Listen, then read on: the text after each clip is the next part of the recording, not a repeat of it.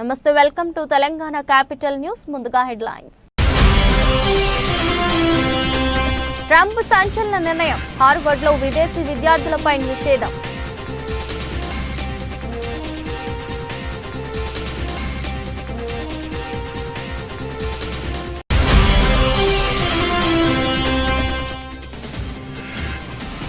అమెరికాలోకి ప్రవేశంపై 19 దేశాలకు shock, Trump కీలక ఉత్తర్వులు.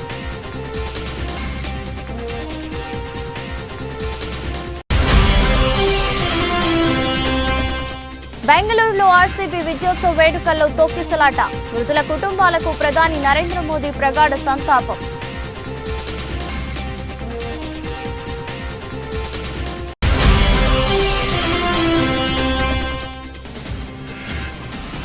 పర్యావరణ పరిరక్షణలో ఏపీని ఆదర్శంగా చేస్తాం, స్పష్టం చేసిన ఏపీ సీఎం చంద్రబాబు.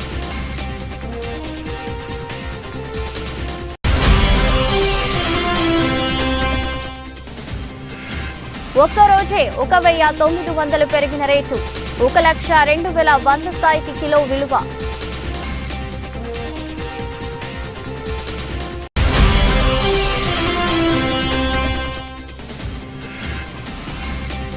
నెటిజన్ల ట్రోలింగ్ తో కీలక నిర్ణయం తీసుకున్న రాజేంద్ర ప్రసాద్.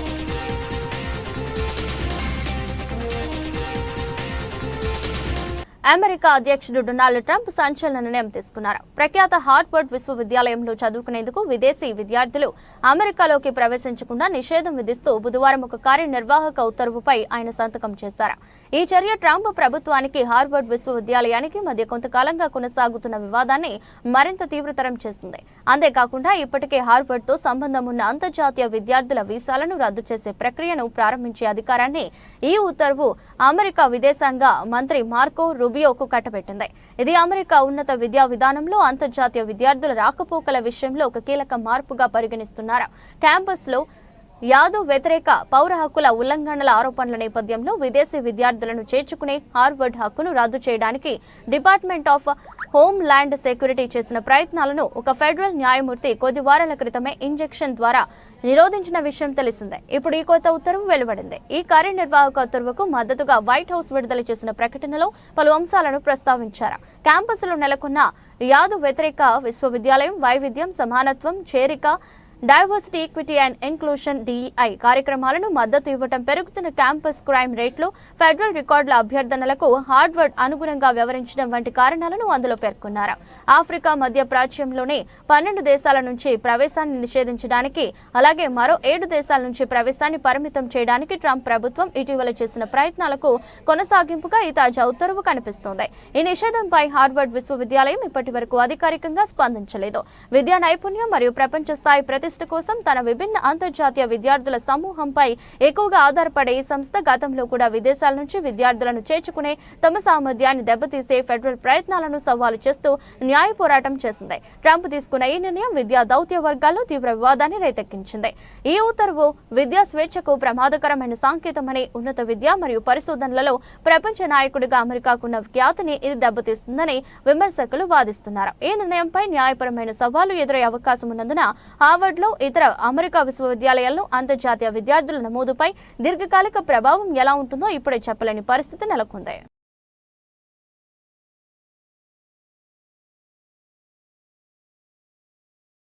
అమెరికా అధ్యక్షుడు డొనాల్డ్ ట్రంప్ తన మొదటి పదవీ కాలాన్ని గుర్తుకు తెస్తూ మరోసారి కీలక నిర్ణయం తీసుకున్నారు.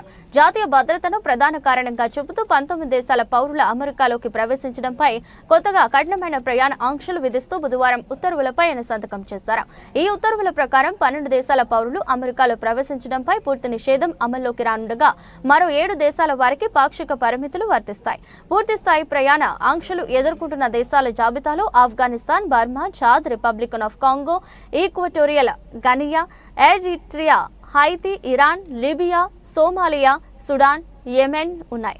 అలాగే Burundi, Cuba, Laos, Sierra Leone, Togo, Turkmenistan, Venezuela, దేశాల పౌరులు అమెరికాలోకి ప్రవేశించే విషయంలో పాక్షిక పరిమితులను ఎదుర్కొనున్నారు. 2025 జనవరి 20న ట్రంప్ తిరిగి అధ్యక్ష బాధ్యతలు చేపట్టిన మొదటి రోజే జారీ చేసిన కార్యనిర్వాహక ఉత్తర్వు 14,161 ప్రకారం ఈ చర్య తీసుకున్నట్లు శ్వేత సౌధం వెల్లడించింది. తీవ్రవాదం, జాతీయ భద్రతతో సహా వివిధ దేశాల వల్ల అమెరికాకు పొంచి ఉన్న ముప్పుపై సమగ్రమైన అంచనా వేసిన అనంతరమే ఈ నిర్ణయం తీసుకున్నామని తెలిపింది. సందర్శకులు, వీసా దరఖాస్తుదారుల నేపథ్యంలో క్షుణ్ణంగా పరిశీలించడం, అసాధ్యంగా ఉన్న దేశాలను గుర్తించాలని, అలాంటి దేశాలు జాతీయ భద్రతకు ముప్పు కలిగించే అవకాశం ఉందని ఆ కార్యనిర్వాహక ఉత్తర్వు సంబంధిత ఏజెన్సీలను ఆదేశించింది. కాగా 2017లో ట్రంప్ విధించిన ప్రయాణ నిషేధం ముఖ్యంగా మెజారిటీ ముస్లిం దేశాలను లక్ష్యంగా చేసుకున్నప్పుడు అనేక న్యాయస్థానాల్లో సవాళ్లను ఎదుర్కొంది. ఈ అనుభవాలను దృష్టిలో ఉంచుకుని ఈసారి న్యాయపరమైన చిక్కులు తలెత్తకుండా ఉండేందుకు నెలల తరబడి జాగ్రత్తగా ప్రణాళిక రచిస్తున్నట్లు తెలుస్తోంది. ఇటువంటి ఆంక్షలు విధించే అధికారం అధ్యక్షుడికి ఉందని ట్రంప్ వర్సెస్ హవాయ్ కేసులో సుప్రీంకోర్టు గతంలోనే సమర్థించిందని వైట్ హౌస్ విడుదల చేసిన ఫ్యాక్ట్ షీట్ గుర్తు చేసింది. అయితే ఈ కొత్త ప్రయాణ నిషేధం నుంచి చట్టబద్ధమైన శాశ్వత నివాసితులు, ఇప్పటికే వీసాలు కలిగి ఉన్న వారు, కొన్ని ప్రత్యేక వీసా కేటగిరీల వారికి అమెరికా జాతీయ ప్రయోజనాలకు అవసరమైన వ్యక్తుల ప్రవేశానికి మినహాయింపులు కల్పించారు. ఈ చర్యను అధ్యక్షుడు ట్రంప్ విదేశీ తీవ్రవాదులు, ఇతర జాతీయ భద్రత, ప్రజా భద్రతకు ముప్పు కలిగించే వారి నుంచి అమెరికాను రక్షించడానికి ఉద్దేశించిన సాధారణ భద్రతా ప్రమాణాలు అని అభివర్ణించారు. ఐపీఎల్లో రాయల్ ఛాలెంజర్స్ బెంగళూరు జట్టు 18 ఏళ్ల సుదీర్ఘ నిరీక్షణ తర్వాత విజేతగా నిలవడంతో నగరంలో ఏర్పాటు చేసిన సంబరాలు తీవ్ర విషాదంగా మారాయి. బుధవారం చిన్నస్వామి స్టేడియం వెలుపల జరిగిన విజయోత్సవ కార్యక్రమంలో భారీగా అభిమానులు తరలి రావడంతో తొక్కిసలాట చోటు చేసుకుంది. ఈ దుర్ఘటనలో 11 మంది ప్రాణాలు కోల్పోగా 30 మందికి పైగా గాయపడ్డారు. ఈ సంఘటనపై ప్రధానమంత్రి నరేంద్ర మోదీ తీవ్ర దిగ్భ్రాంతి వ్యక్తం చేశారు. బెంగళూరులో జరిగిన దుర్ఘటన అత్యంత హృదయ విదారకరమైనదని, ఈ విషాద సమయంలో తమ ఆప్తులను కోల్పోయిన వారందరికీ నా ప్రగాఢ సానుభూతి తెలియజేస్తున్నాను. గాయపడిన వారు త్వరగా కోలుకోవాలని ప్రార్థిస్తున్నాను అంటూ మోదీ సందేశాన్ని ప్రధానమంత్రి కార్యాలయం ఎక్స్ లో పోస్ట్ చేసింది. ఐపీఎల్ ట్రోఫీ గెలిచిన ఆర్సీబీ ఆటగాళ్లకు చేసేందుకే వేలాది మంది అభిమానులు చిన్నస్వామి స్టేడియం వెలుపల గుమిగూడారు. అంచనాలకు మించి జనం తరలి రావడంతో పరిస్థితి అదుపు తప్పింది. ఒక్కసారిగా తోపులాట జరిగి అది తొక్కిసలాటకు దారితీసిందని తెలుస్తోంది. దీంతో పలువురు కింద పడిపోగా వారిపై నుంచి జనం పరుగులు తీయడంతో ఈ ఘోరం జరిగింది. ఈ దుర్ఘటనకు రాష్ట్రంలోని కాంగ్రెస్ ప్రభుత్వ వైఫల్యమే కారణమని బీజేపీ ఆరోపించింది. సరైన ప్రణాళిక లేకుండా జనాన్ని నియంత్రించడంలో విఫలమవ్వడం వల్లే ఇంతటి విషాదం చోటు చేసుకుందని కేంద్ర మంత్రి, సీనియర్ బీజేపీ నేత ప్రహ్లాద్ జోషి విమర్శించారు. ప్రచారం కోసం పడ్డారే తప్ప సరైన భద్రత ఏర్పాట్లు చేయలేదు. అత్యవసర సేవలను పరిగణలోకి తీసుకోకుండా రాష్ట్ర ప్రభుత్వం ఈ దురదృష్టకర నిర్ణయం తీసుకుంది. ఇది ముమ్మాటికి ప్రభుత్వ వైఫల్యమే. దీనికి బాధ్యులను తేల్చాలి అని ఆయన ఎక్స్ వేదికలో పేర్కొన్నారు. బీజేపీ ఆరోపణలపై కర్ణాటక ఉప ముఖ్యమంత్రి డీకే శివకుమార్ స్పందిస్తూ, ఆరోపణలు చేయడం వారి పని, ప్రజలను కాపాడటం మా పని. నేనిప్పుడు ఆసుపత్రికి వెళ్తున్నా అని తెలుపుకొచ్చారు. యాదగిరిగుట్ట ఆలయ కార్యాలయంలో సమీక్ష అనంతరం మీడియాతో ప్రభుత్వ విప్ బీర్లా ఐలయ్య 6వ తేదీన ఆలేరు నియోజకవర్గానికి పలు అభివృద్ధి పనులకు శంకుస్థాపనకు విచ్చేస్తున్న సందర్భంగా ముఖ్యంగా యాదగిరిగుట్ట అభివృద్ధిపై ఎమ్మెల్యే ప్రత్యేక దృష్టి పెట్టి సమీక్ష నిర్వహించారు.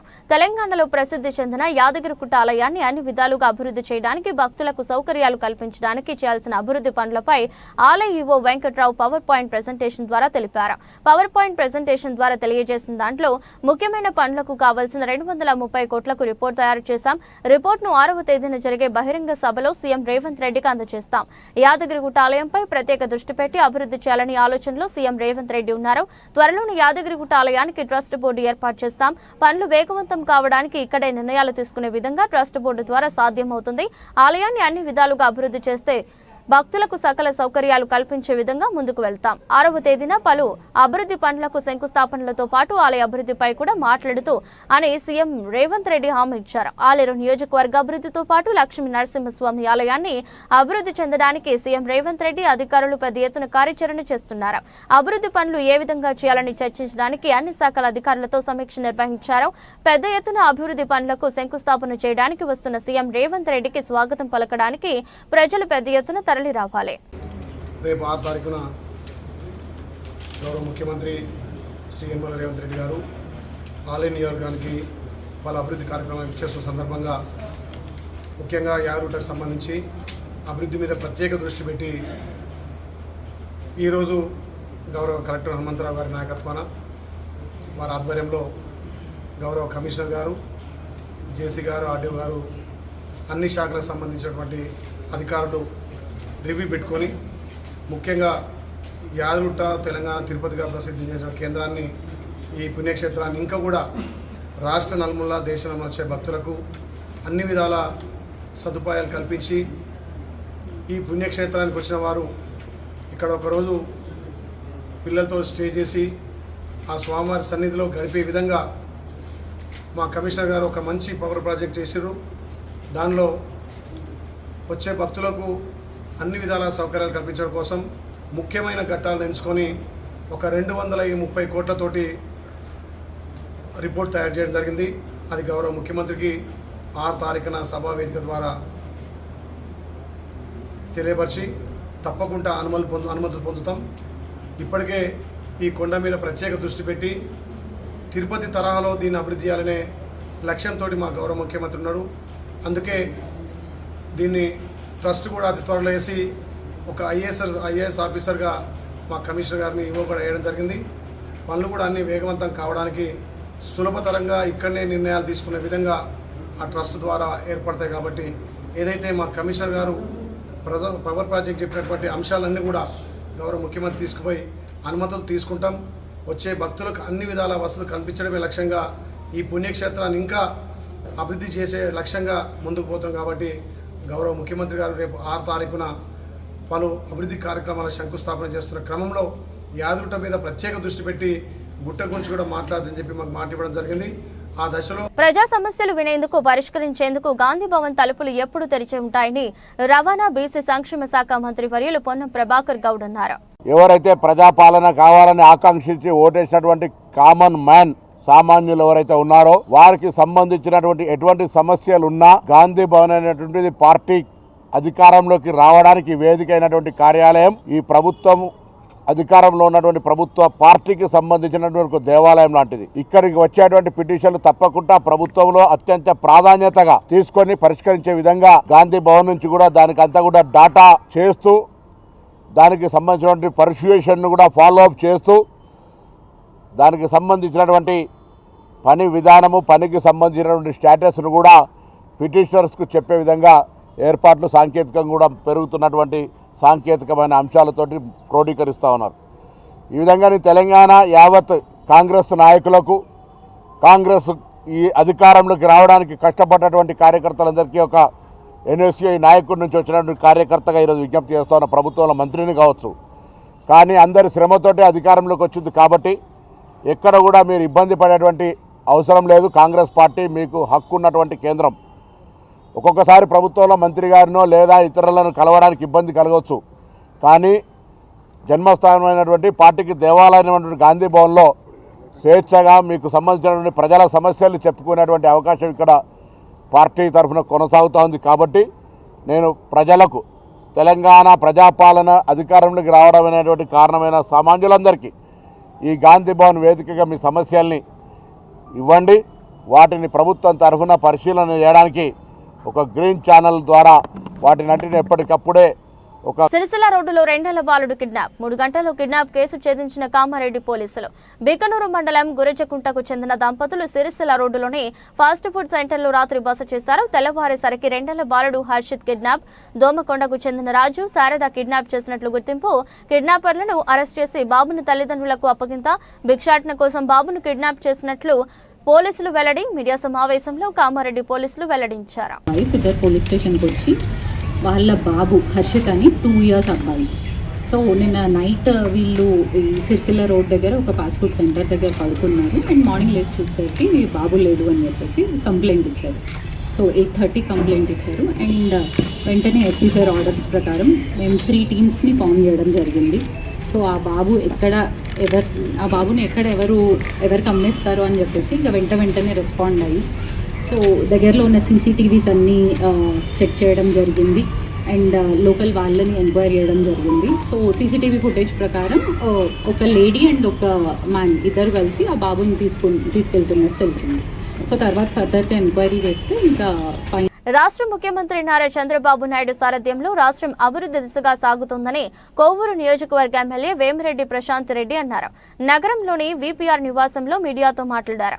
ఏడాది కాలంలో ప్రభుత్వం అమలు చేసిన సంక్షేమ అభివృద్ధి కార్యక్రమాలను కోవూరు నియోజకవర్గంలో చేపట్టిన అంశాలను వివరించారు. Okay madam.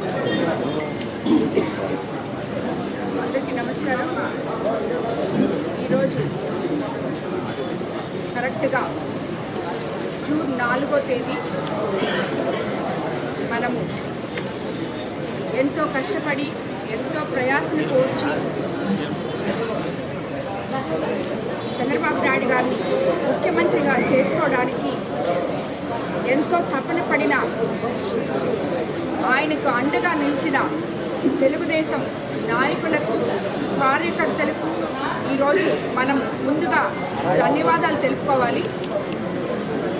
ఎందుకంటే ఏదైతే మన నాయకులు ఈరోజు జెండా మోసిన కార్యకర్తలే అధినాయకులు అని చెప్తున్నారో వాళ్ళ వల్లే మనకి అత్యంత భారీ మెజారిటీలతో మనందరినీ గెలిపించి ముఖ్యమంత్రి చంద్రబాబు నాయుడు గారిని మనము ముఖ్యమంత్రిగా చేసుకోగలిగాం గత సంవత్సరం 4వ తేదీ. కాబట్టి ఈరోజు మనకి ఎంతో శుభదినం. ఆయన ఏ విధంగా అయితే ఎలక్షన్ ముందు హామీలు సాంకేతిక పరిజ్ఞానంతో కూడిన వ్యవసాయం ఎలా చేయాలో రైతులకు తెలియజేయడానికి సిద్దిపేట జిల్లా హుస్నాబాద్ మార్కెట్ యార్డులో రాష్ట్ర ప్రభుత్వం తరపున 3 రోజుల పాటు రైతు మహోత్సవం కార్యక్రమాన్ని నిర్వహిస్తున్నట్లు జిల్లా కలెక్టర్ మను చౌదరి తెలిపారు. ఈ మేరకు హుస్నాబాద్ మార్కెట్ యార్డులో ఏర్పాటు చేసిన తెలంగాణ రైతు మహోత్సవ కార్యక్రమ ఏర్పాట్లను అధికారులతో కలిసి కలెక్టర్ పరిశీలించారు. ఈ నెల 6, 7, 8 తేదీలలో 3 రోజుల పాటు రైతులకు నూతన సాంకేతిక పరిజ్ఞానంతో కూడిన వ్యవసాయం, వాణిజ్య పంటలు, ఆయిల్ ఫామ్ వ్యవసాయ రంగంలో నూతన విధానాలను తెలియజేయడమే ఈ కార్యక్రమం ముఖ్య ఉద్దేశమని కలెక్టర్ మను చౌదరి తెలిపారు. కార్యక్రమానికి సిద్దిపేట జిల్లా నుండే కాకుండా చుట్టుపక్కల జిల్లాల నుండి సుమారు 10,000 మంది రైతులను బస్సులలో తీసుకురానున్నట్లు వెల్లడించారు. కార్యక్రమంలో శాస్త్రవేత్తలు, వ్యవసాయ యూనివర్సిటీ ప్రొఫెసర్లు, వ్యవసాయ కంపెనీల రిప్రజెంటేటర్లు, horticulture, sericulture, animal husbandry department నుండి అందరూ భాగస్వాములవుతున్నారని, వచ్చిన రైతులకు 134 స్టాల్స్ ఏర్పాటు చేసి అవగాహన కల్పిస్తామని పేర్కొన్నారు. ప్రతి అరగంటకు ఒకసారి ప్రత్యేక వర్క్ షాప్లను నిర్వహిస్తామన్నారు. కార్యక్రమానికి వచ్చిన రైతులకు భోజన వసతి, ఇతర సదుపాయాలను ఏర్పాటు చేశామన్నారు. హుస్నాబాద్ మున్సిపాలిటీలో 6th, 7th, 8th జూన్ మనకి కిసాన్ మేళా రైతు మహోత్సవం అనేది స్టేట్ గవర్నమెంట్ తరఫు నుంచి ఆర్గనైజ్ చేయబడుతుంది. దీంట్లో మనకి రైతులందరూ సిద్దిపేట జిల్లాయే కాకుండా చుట్టుపక్కల ఉన్న కరీంనగర్ జిల్లా కావచ్చు, హన్మకొండ కావచ్చు, జనగామ జిల్లా కావచ్చు, అక్కడి నుంచి ఫార్మర్స్ అందరినీ కూడా మొబిలైజ్ చేసుకొని మనకి ఇక్కడ 3 days ఏదైతే ఈవెంట్ ఉందో అందులో రైతులకి సంబంధించినంత వరకు అవగాహన కల్పించటము, అదేవిధంగా టెక్నాలజీకి సంబంధించి పరికరాలు, పరిజ్ఞానము, వారికి సాంకేతికతతో కూడిన వ్యవసాయం ఏ విధంగా చేయాలి, వాణిజ్య పంటలు ఏ విధంగా ఉంటాయి, ఆయిల్ పామ్ కల్టివేషన్ ఏ విధంగా ఉంటుంది, ఇట్లా రైతులే కాకుండా మనకి ఫార్మర్ ప్రొడ్యూసర్ ఆర్గనైజేషన్స్, శాస్త్రవేత్తలు, మనకి అగ్రికల్చర్ కాలేజెస్ నుంచి ప్రొఫెసర్స్, మనకి డిఫరెంట్ అగ్రికల్చరల్ కంపెనీస్ నుంచి కూడా representatives, agriculture, horticulture, sericulture, animal husbandry department officials అందరూ కూడా ఇందులో భాగస్వాములు అవుతారు. మనకి ఈ 3 days ఈవెంట్ చూసుకున్నట్లయితే వచ్చే 4 ఏళ్లలో 5 కోట్ల మొక్కలు నాటడం లక్ష్యంగా పెట్టుకోవాలని ముఖ్యమంత్రి చంద్రబాబు నాయుడు పిలుపునిచ్చారు. రాజధాని అమరావతి పరిధిలో అంతర్జాతీయ పర్యావరణ దినోత్సవ కార్యక్రమం జరిగింది. అనంతరం గ్రామంలో మొక్కలు నాటే కార్యక్రమంలో ముఖ్యమంత్రి చంద్రబాబుతో పాటు ఉప ముఖ్యమంత్రి పవన్ కళ్యాణ్, మంత్రి నారాయణ పాల్గొన్నారు. ఈ సందర్భంగా ముఖ్యమంత్రి మాట్లాడుతూ మొన్నటి వరకు వనజీవి రామయ్యను చూశామని, ఆయన లేకపోయినా ఇప్పుడు నల్లమల్ల పరిరక్షణ కోసం అంకారావు కృషి చేస్తున్నారని అన్నారు. ఈ రోజు ఒక్కరోజే రాష్ట్ర వ్యాప్తంగా 1 కోటి మొక్కలు నాటుతున్నామని తెలిపారు. పర్యావరణ పరిరక్షణలో ఆంధ్రప్రదేశ్ రాష్ట్రం దేశానికి ఆదర్శంగా నిలవాలన్నారు.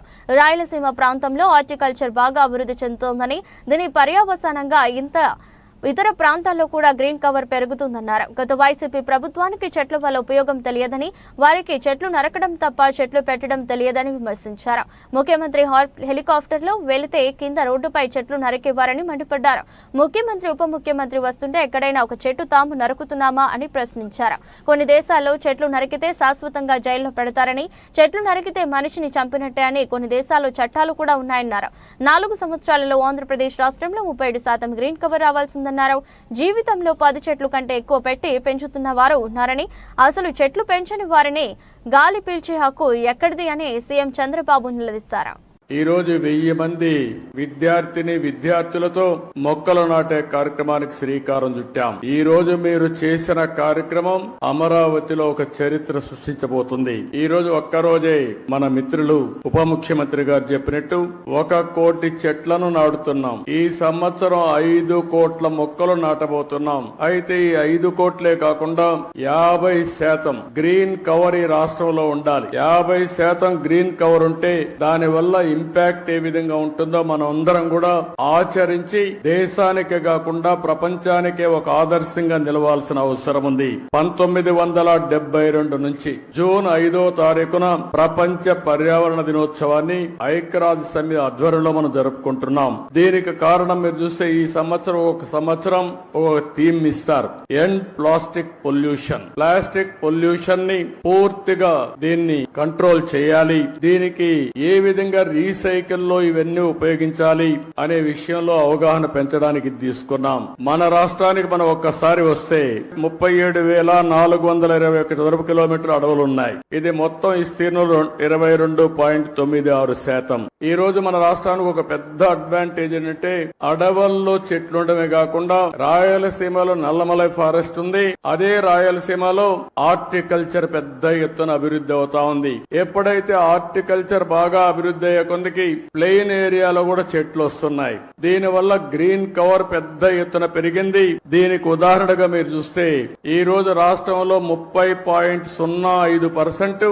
గ్రీన్ కవర్ ఉండే రాష్ట్రం మంది. దీన్ని 50% తీసుకుపోవాలనేది మనందరి లక్ష్యం. ఒకప్పుడు నేను 2 ఏళ్లు మాజీ ఎమ్మెల్సీ మాగం రంగారెడ్డి భౌతిక కాయానికి పూలమాల వేసి నివాళులర్పించి కుటుంబ సభ్యులను పరామర్శించిన టీపీసీసీ అధ్యక్షులు ఎమ్మెల్సీ మహేష్ కుమార్ గౌడ్ ఈ సంఘటన వల్ల తీవ్ర దిగ్భ్రాంతి వ్యక్తం చేశారు. రంగారెడ్డి గారి అంకాల మరణం మనస్సును తీవ్రంగా కలిచివేసింది. ఆయనతో నాకు 35 ఏళ్ల పాటు కొనసాగిన అనుబంధం ఎంతో ప్రత్యేకం. తొలి ఎన్ఎస్యుఐ రాష్ట్ర అధ్యక్షుడిగా ఆయన కాంగ్రెస్ పార్టీ కోసం అహర్నిశలు కృషి చేశారు. యువతను ప్రోత్సహించడంలో ఎప్పుడూ ముందుండేవారు. వివాదాలకు దూరంగా అందరితో సత్సంబంధాలు కొనసాగించిన వ్యక్తి అని మహేష్ కుమార్ గౌడ్ తెలిపారు. ఈ అకాల మరణం అందరికీ తీరని లోటు. భగవంతుడు ఆయన ఆత్మకు శాంతి చేకూర్చాలని మనస్ఫూర్తిగా భగవంతుని ప్రార్థిస్తున్నానని టీపీసీసీ అధ్యక్షులు పేర్కొన్నారు. రంగారెడ్డి గారు మాజీ శాసనమండలి సభ్యుడు మరణం చాలా దిగ్భ్రాంతి, ఆశ్చర్యాన్ని గురిచేస్తుంది. నాకు దాదాపు 35 ఏళ్లుగా పరిచయం. తొలి ఎన్ఎస్వి రాష్ట్ర అధ్యక్షుడిగా, ఆయన విద్యార్థి నాయకుడిగా కాంగ్రెస్ పార్టీలో చేరి అనునిత్యం కాంగ్రెస్ పార్టీ కోసం తప్పించినటువంటి నాయకుడు. నేను ఎన్ఎస్వి రాష్ట్ర అధ్యక్షుడిగా 1990 అయినప్పుడు పార్టీ పెద్దలందరితో మాట్లాడి నన్ను అన్ని విధాలుగా ప్రోత్సహించినటువంటి నాయకుడు. ఎమ్మెల్సీగా కూడా ఆనాటి ముఖ్యమంత్రి కిరణ్ కుమార్ రెడ్డితో చాలా సందర్భాల్లో యువ రాజకీయ నాయకుల గురించి, కాంగ్రెస్ పార్టీ యువకుల గురించి అనునిత్యం పెద్దలతో మాట్లాడుతూ ప్రోత్సహించేటువంటి అలవాటు ఉన్నటువంటి నాయకుడు. రంగారెడ్డి గారి అకాల మరణం ఆయన మిత్రులందరికీ, కుటుంబ సభ్యులకి కాకుండా మాలాంటి యువతర నాయకులందరికీ కూడా తీరని లోటు. చాలా కలుపుగోలుగా అందరితో సత్సంబంధాలు పెట్టుకొని దాదాపు 35-40 ఏళ్లుగా కాంగ్రెస్ పార్టీలో ఆయనకంటే ఒక ప్రత్యేకతని తెచ్చుకున్నటువంటి వ్యక్తి కూడా తీరని లోటు. భగవంతుడు వారి ఆత్మకి శాంతి చేకూర్చాలని, వారి కుటుంబ సభ్యులందరినీ కూడా భగవంతుడు ఆశీర్వాదం ఉండాలని కోరుకుంటారు. సీఎం మార్కెట్లో బుధవారం వెండి ధరలు పగురుగులు పెట్టాయి. ఈ ఒక్కరోజే ఢిల్లీలో కిలో ధర ఏకంగా 1,900 ఎగిసి 1,02,100కు చేరింది. సాధారణ కొనుగోలుదారులు, పారిశ్రామిక వర్గాల నుంచి డిమాండ్ పెరిగిందని అఖిల భారత సరఫరా అసోసియేషన్ తెలిపింది. కాగా ఏడాది మార్చి 19న మునుపెన్నడూ లేని విధంగా కిలో వెండి ధర ఆల్ టైమ్ హై రికార్డును నెలకొల్పుతూ 1,03,500లకు పలికిన విషయం తెలిసిందే. ఈ క్రమంలో తాజా ధరలు ఇలాగే పెరుగుతూ పోతే ఆ రికార్డును అధిగమించడం ఖాయమన్న అభిప్రాయాలు వ్యక్తమవుతున్నాయి. బంగారం ధరలు క్రమేణా పెరుగుతున్నాయి. ఢిల్లీలో 24 క్యారెట్ పసిడి 10 గ్రాములు 260 పెరిగి 99,260గా నమోదైంది. ఇక హైదరాబాద్ విషయానికి వస్తే 24 క్యారెట్ తులం 110 రూపాయలు అందుకుని 95,450కి చేరింది. నగలు ఇతరత్ర ఆభరణాలు వినియోగించే 22 క్యారెట్ 10 గ్రాములు 100 పెరిగి 90,900గా ఉంది. ఇక గ్లోబల్ మార్కెట్లో ఔన్స్ గోల్డ్ $9.43 పుంజుకుని $3,362.6గా ట్రేడ్ అయింది. దేశీయ మార్కెట్లో ఏడాది ఏప్రిల్ 22న ఆల్ టైమ్ హైని తాకుతూ తులం 24 క్యారెట్ బంగారం ధర తొలిసారి 1,01,600 పలికిన సంగతి విదితమే. భారత స్పిన్నర్ కుల్దీప్ యాదవ్ త్వరలోనే ఓ ఇంటివాడు కాబోతున్నాడు. తన చిన్ననాటి స్నేహితురాలైన వంశికను వివాహం చేసుకోబోతున్నాడు. ఈ నేపథ్యంలో బుధవారం వీరి ఎంగేజ్మెంట్ ఘనంగా జరిగింది. లక్నోలో జరిగిన నిశ్చితార్థ వేడుకలో స్నేహితులు, కుటుంబ సభ్యుల సమక్షంలో కాబోయే కొత్త జంట ఉంగరాలు మార్చుకుంది. ఇక వీరి వివాహం త్వరలోనే జరగనున్నట్లు తెలుస్తోంది. కాగా కుల్దీప్ యాదవ్, వంశిక చిన్ననాటి స్నేహితులు. స్నేహం కాస్త ప్రేమగా మారడంతో ఇరువురి కుటుంబ సభ్యుల అంగీకారంతో వివాహ బంధంతో ఒకటి కాబోతున్నారు. దీంతో వీరి నిశ్చితార్థ వేడుక ఘనంగా జరిగింది. త్వరలోనే వీరి వివాహం కూడా జరగనుంది. వంశిక ప్రస్తుతం LICలో పనిచేస్తున్నట్లు తెలిసింది. వీరి ఎంగేజ్మెంట్ కు సంబంధించిన ఫోటోలు, వీడియోలు ప్రస్తుతం వైరల్ అవుతున్నాయి. మరోవైపు త్వరలో ఇంగ్లాండ్తో జరగనున్న 5 టెస్టుల సిరీస్ కు కుల్దీప్ ఎంపికైన విషయం తెలిసిందే. మంచి టాలెంట్ ఉన్న నటుడు రాజేంద్ర ప్రసాద్ ఈ మధ్య సభా సంస్కారం మరిచిపోయి తప్పుడు కామెంట్స్ చేస్తుండటంతో విమర్శల పాలవుతున్నారు. ఆ మధ్య వార్నర్ పై అసభ్యకరమైన కామెంట్స్ చేసిన రాజేంద్ర ప్రసాద్ రీసెంట్ గా దర్శకుడు SV కృష్ణారెడ్డి బర్త్డే సెలబ్రేషన్స్ లో అలీని ఉద్దేశించి బూతు పదాన్ని ఉపయోగించి మాట్లాడారు. అలానే నటి రోజాపై కూడా తీవ్రమైన వ్యాఖ్యలు చేశారు. ఈ క్రమంలో రాజేంద్ర ప్రసాద్ పై తీవ్ర వ్యతిరేకత వ్యక్తమవుతుంది. ఆయనని దారుణంగా ట్రోల్ చేస్తున్నారు. అయితే రాజేంద్ర ప్రసాద్ ఉద్దేశపూర్వకంగా తనపై కామెంట్స్ చేయలేదని అలీ స్వయంగా వివరణ ఇచ్చినా కూడా కొందరు మధ్యలోకి వచ్చి దారుణంగా ట్రోల్ చేస్తున్నారు. పలు సందర్భాల్లో రాజేంద్ర ప్రసాద్ నోరు జారడం, ఆ తర్వాత క్షమాపణ చెప్పడం కామనే అని అంటున్నారు. పెద్ద ఇష్యూ నడుస్తున్న సమయంలో రాజేంద్ర ప్రసాద్ కి పశ్చాత్తాపం కూడా లేకపోగా తాను మాట్లాడే మాటలను తప్పుగా అర్థం చేసుకుంటున్నారని, అది వాళ్ళ కర్మ, సంస్కారం మీద ఆధారపడి ఉంటుందని చెప్పడం ఏంటి అంటూ దుమ్మెత్తిపోస్తున్నారు. రాజేంద్ర ప్రసాద్ కూతురు చనిపోయి పుట్టెడు దుఃఖంలో ఉన్నారని, అమ్మలాంటి బిడ్డ చనిపోవడంతో బాధలో ఉన్నాడని, కావాలని ఆయన అలా మాట్లాడలేదని అలీ వివరణ ఇచ్చినా కూడా కొందరు మాత్రం ఈ విషయంపై గట్టిగానే తమ వాదన వినిపిస్తున్నారు. ఈ క్రమంలో రాజేంద్ర ప్రసాద్ కీలక నిర్ణయం తీసుకున్నాడు. తాజాగా ఓ ఇంటర్వ్యూలో మాట్లాడిన రాజేంద్ర ప్రసాద్, నా మాట తీరును అలీ సీరియస్ గా తీసుకోలేదు, ఈ విషయాన్ని పెద్దది చేయవద్దని కూడా అన్నాడు. ఆయన ఎవరు కావాలని దీన్ని పెద్దది చేస్తున్నారో, మేమంతా ఒకరికొకరం ప్రేమతో ఉన్నాం, అలాంటి అనుబంధాలు లేకుంటే ఇంతకాలం కలిసి జర్నీ చేయలేము కదా, ఏది ఏమైనా జరిగిన దానికి నేను చాలా హర్ట్ అయ్యాను, ఇకపై జీవితం అంతా ఎవరినైనా మీరు అనే పిలుస్తాను, ఎప్పుడు నువ్వు అనే పదం వాడను, ఇది నేను NTR దగ్గర నేర్చుకున్న నేర్పు, నేను మాట ఇస్తున్నాను, ఏ క్షణం నుంచి నా చివరి శ్వాస వరకు అందరినీ గౌరవంగా పిలుస్తాను అంటూ రాజేంద్ర ప్రసాద్ అన్నారు. మరి ఇప్పటికైనా ఆయనపై ట్రోలింగ్ ఆగుతుందా అనేది చూడాలి. కొన్ని ఫంక్షన్లు గబుక్కుని నేను మాట్లాడుతుంటే కూడా దాన్ని రాంగ్గా అర్థం చేసుకుంటున్నారు. మీ కర్మ, అది మీ సంస్కారం మీద ఆధారపడి ఉంది, నేనేం చేయలేను. ఒకవేళ తప్పుగా అర్థం చేసుకున్నట్టయితే మీ సంస్కారం. నేనైతే ఇట్లాగే ఉంటా, సరదాగా ఉంటా ఎవరితో. ఇప్పుడు ఇళయరాజా గారితో ఆ రోజున మీటింగ్ ఎంత బాగా జరిగింది మనకి. వార్తలు ముగించే ముందు మరోసారి హెడ్లైన్స్. ట్రంప్ సంచలన నిర్ణయం, హార్వర్డ్లో విదేశీ విద్యార్థులపై నిషేధం.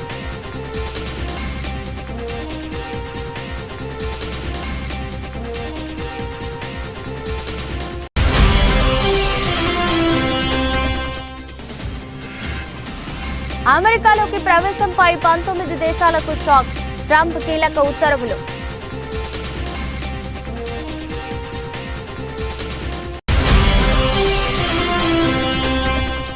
బెంగళూరులో RCB విజయోత్సవ వేడుకల్లో తొక్కిసలాట, మృతుల కుటుంబాలకు ప్రధాని నరేంద్ర మోదీ ప్రగాఢ సంతాపం.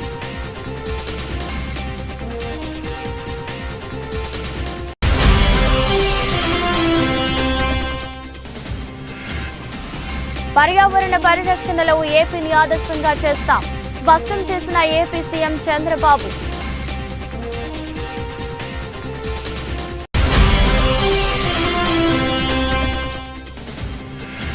ఒక్కరోజే 1,900 పెరిగిన రేటు, 1,02,100 స్థాయికి కిలో విలువ.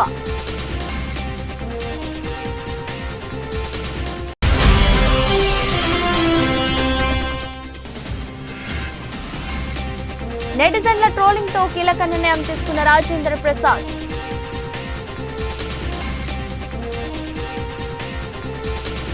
ఇదరస్ట్ బులెటిన్, మరో బులెటిన్లో మళ్ళీ కలుద్దాం. అంతవరకు సెలవు, నమస్కారం.